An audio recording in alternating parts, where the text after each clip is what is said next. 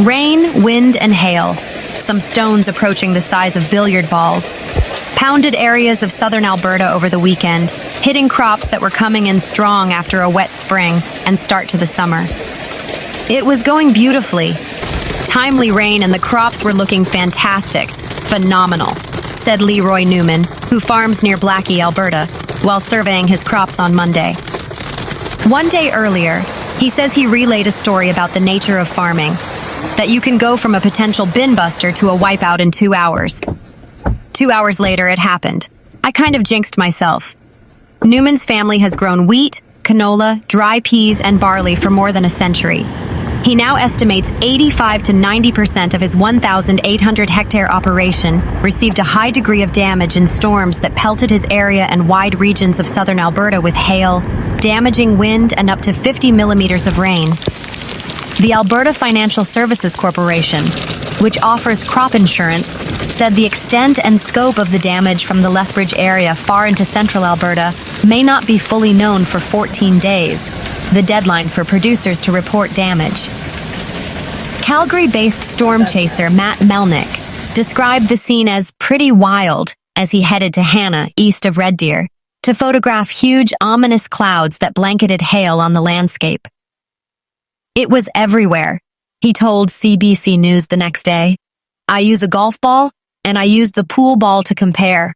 It wasn't quite as big as a pool ball, but it was almost there. The size, he said, showed the buildup of hailstones trapped in powerful storm cells, growing and growing until they were released, said Melnick. Another system caused flooding when it arrived in swift current, in southern Saskatchewan, about 155 kilometers east of the Alberta border.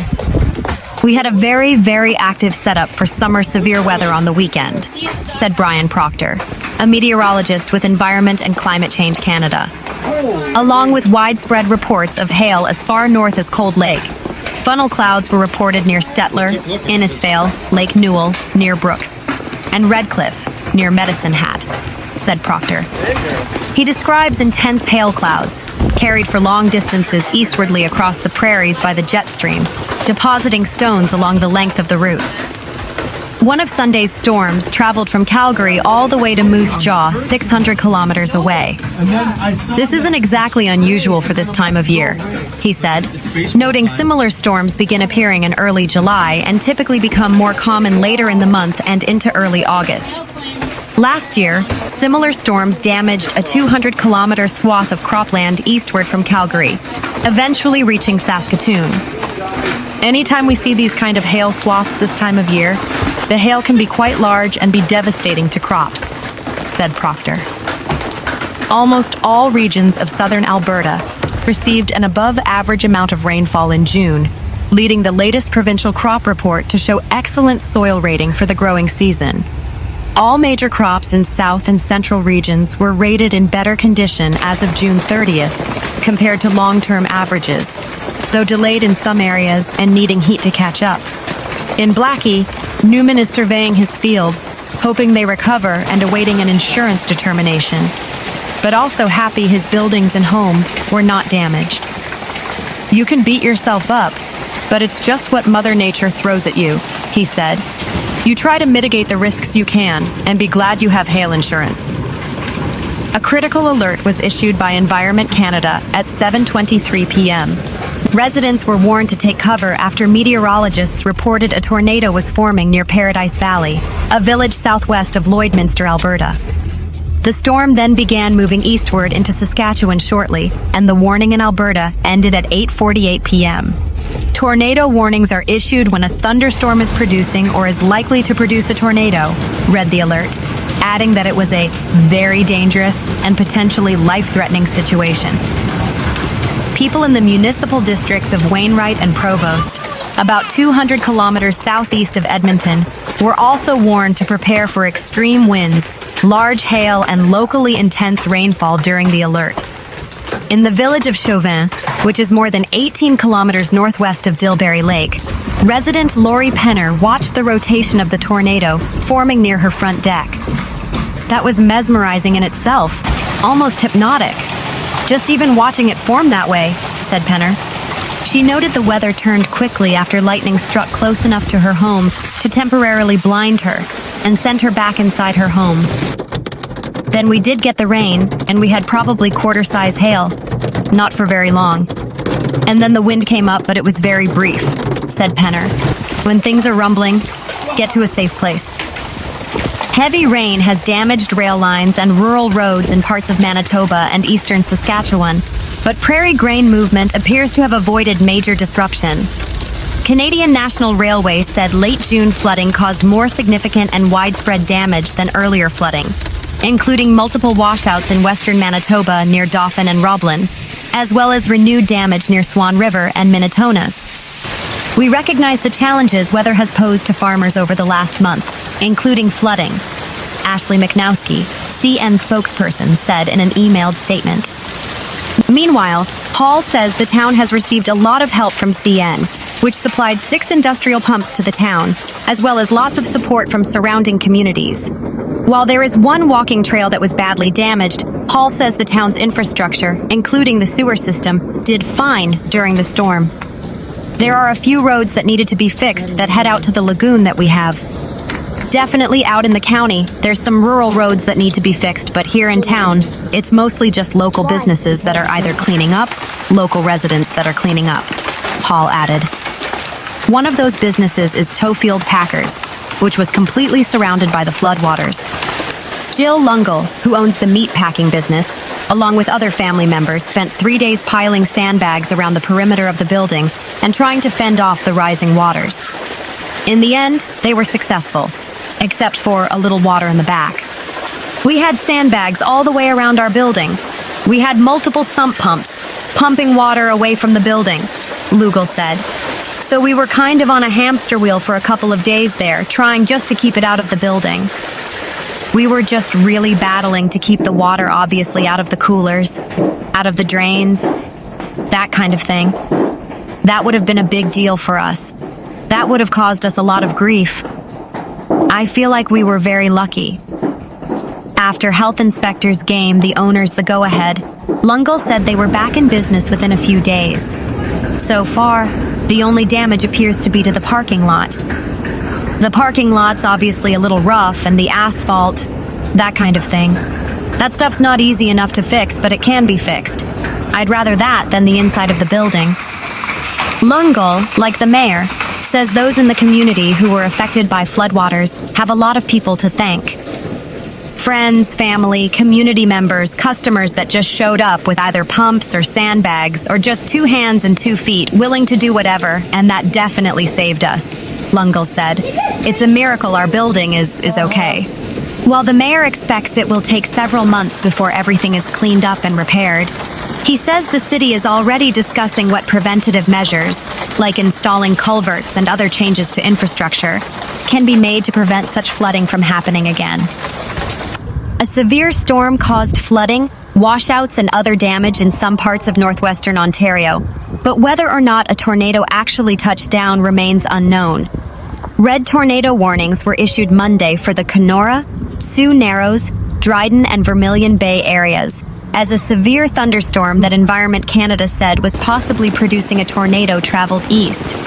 It was certainly an environment that was conducive to tornadic thunderstorms, so not surprised to see the tornado warnings going up that day, said David Sills, director of the Northern Tornadoes Project at Western University. Looking at radar, there were definitely some thunderstorms that had the telltale signs of a supercell thunderstorm, and those kinds of thunderstorms are the ones that can generate powerful tornadoes. Sills said the project's Winnipeg team was dispatched to the area. They were out Tuesday investigating, he said. Most of the damage that they found so far appears to be downburst damage, but they are certainly investigating a lot of different areas in northwestern Ontario, and it might be a couple days before we know for sure whether it was mostly downburst damage or all downburst damage, or that there may have been a tornado in there.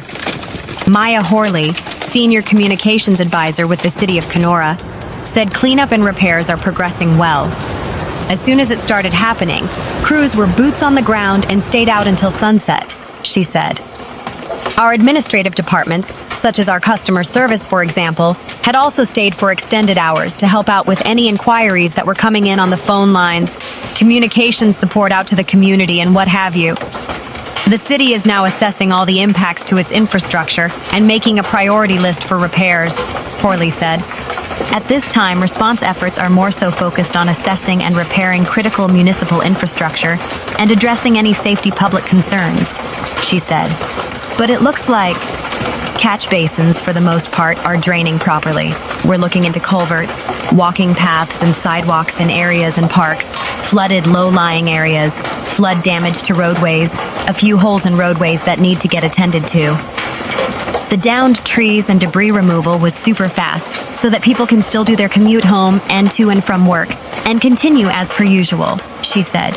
And then, of course, looking at our wastewater system operations. Horley said the Canora waste transfer station has also reopened. Sills said investigations into possible tornadoes begin with social media reports about property damage or possible tornado sightings. We work closely with a group called Instant Weather, he said. They're on Facebook and they have hundreds of thousands of subscribers across Canada, and lots of reports come from that channel. Once we get an event map put together with all of these different reports put on it, we know where to focus our ground survey efforts. The team then travels to areas with the worst reported damage. With a tornado, we're looking for a long, narrow path of damage, he said. Sometimes the trees are pointed towards each other that are down, indicating there was flow into the tornado as it was moving along. With downburst damage, it's usually a wider, longer path, Sills said. Sometimes the trees are pointed away from each other, meaning the air was coming out of the thunderstorm and spreading out when it hit the ground. So there are different signs you can look for to tell the difference between downburst damage and tornado damage. Sills said so far, it's been a busy season for the teams, which operate out of bases in Winnipeg, London, Ontario, BC, and just north of Calgary, and have been dispatched more than a dozen times. This is actually our 10th season of doing field work with the Northern Tornadoes Project, he said. We've learned so much over those 10 years, and we continue to refine all our procedures and rules and how we interpret things, how we analyze things. The project has also found itself dealing with issues around artificial intelligence, but Sills added that AI can be useful in the work the project does as well. We're using an AI model to look for damage in satellite imagery and across the boreal forest, he said. Before we started using this new tool, it would be several hundred hours of staff time looking frame by frame through satellite imagery across the country, trying to find tornado scars that we may have missed during the year. AI is also helping the project measure the intensity of tornadoes using the Enhanced Fujita, or EF scale, which classifies tornadoes based on their intensity.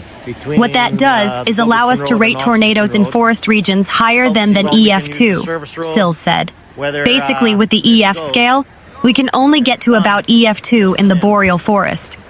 After that, all the trees are down, and it's hard to gauge additional damage, basically, to the forest. But when you look at tree fall patterns and how they fell when the tornado went through, you can actually extract information about how strong the tornado was. So now we're going back and are able to re-rate tornadoes that have occurred in the past. Of course, there is also the issue of AI being used to generate fake images or videos of supposed tornadoes. This year, we've already had at least half a dozen of these that have made the rounds, and it makes it just that much harder to figure out what's real, what's not, he said. The good thing is that it's hard to fake tornado damage. Denise Grosenick lives on Kirkpatrick Avenue in Canora. Her house was struck by a tree in the very large storm system that hit the city Monday afternoon. We were in the sun porch, she said, watching the storm while it was wrecking my house. City crews were on scene quickly, she said, and removed the tree from her roof. The tree was on Canora property, and she was impressed by how quickly they got there. In the end, the tree did not break her bedroom window or cause visible damage to her house, but left large ruts in her front yard. Many residents Newswatch spoke with said they heard rolling thunder that lasted a long time, almost like a train running by on the tracks. Trees were ripped up from the roots, laying all over some parts of the city. and many yards had ponds where there were none before. The sound of chainsaws was everywhere as people worked to clean up the aftermath. Ricky Watson was outside of the Canora Catholic District School Board office when she recorded what looked like a funnel cloud forming before the rain had started. "That's totally tuning into a tornado," she said, noting after that it was a strange sight. Although speculation is swirling among residents that a tornado had hit the city, it has yet to be determined whether the strong winds and apparent funnel clouds actually meet the criteria to be classed as a tornado. Environment Canada did issue a red-coded tornado warning, its most severe weather alert. Officials with the Northern Tornadoes Project told Newswatch Tuesday morning their team will be in the area to assess damage and determine whether any tornadoes actually touched down. It was easy to see where high wind conditions hit certain areas, like Rabbit Lake, where the storm ripped through area pathways. At one home near Rabbit Lake, a shed was completely swept into the yard, wrapping a tool bench around their riding lawnmower near Rabbit Lake. Environment Canada recorded maximum wind gusts of 61 kilometers per hour and 94 millimeters of precipitation at the Canora airport. On some roads, where flooding occurred, cars were visibly stuck in the middle and people wading around almost waist-deep in water. Many residents reported on social media that they experienced several feet of water in their basements. Driving in Canora after the storm was difficult because many of the main routes were flooded or impassable. Canora OPP were advising motorists to stay off the road wherever possible.